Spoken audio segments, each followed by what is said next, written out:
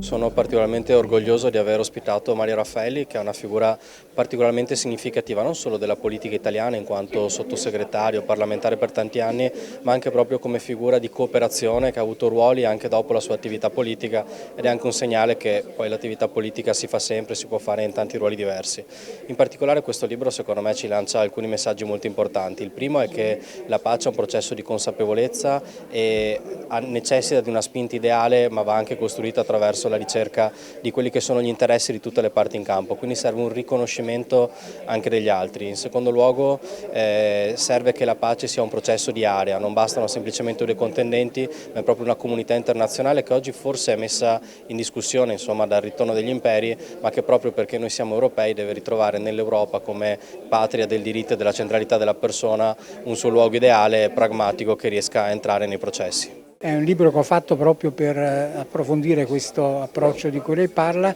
e cioè spiegare come la pace non sia mai frutto di una semplice predicazione o invocazione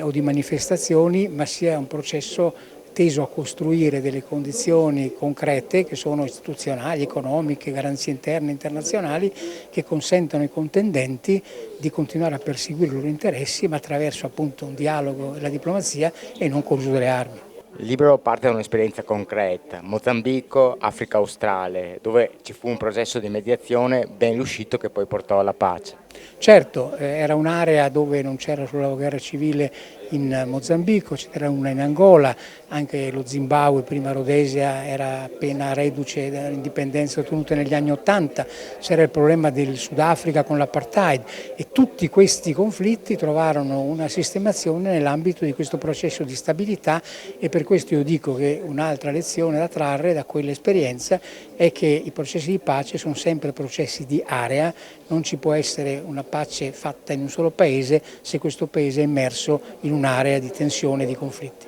Ruolo della comunità di Sant'Egidio. Fu un ruolo fondamentale, con loro io collaboravo già da molti anni e per cui arrivammo insieme, diciamo, a iniziare questo percorso, e questo portò a quella formula che il segretario dell'ONU di allora, Boutros Ghali, definì la formula italiana, e cioè la sinergia fra le istituzioni, il governo che poteva portare i mezzi, l'autorevolezza, l'expertise nella mia persona di diplomatico, ma anche il grande afflato umanitario e la credibilità di un'associazione della società civile prestigiosa come Sant'Egidio, e in particolare chi era a fianco con me di Don Matteo Zuppi, allora giovane parroco e oggi invece presidente della CEI.